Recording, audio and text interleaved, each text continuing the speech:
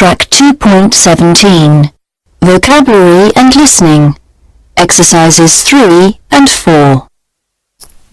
And Alison Sanders is in the USA with Kanzi, the incredible chimpanzee.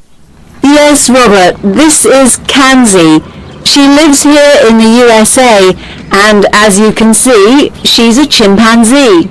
Okay, so tell us why she is special. Well, Kanzi is no ordinary chimpanzee because she goes to English class.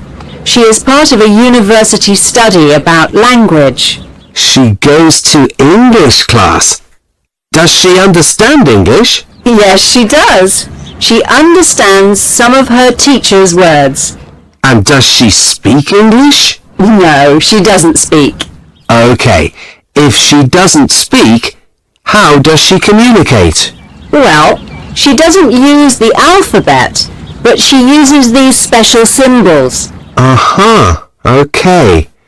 And how many symbols does Kanzi understand? She understands about 200 now. So she doesn't speak, but she uses the symbols. Yes, it's incredible. It certainly is.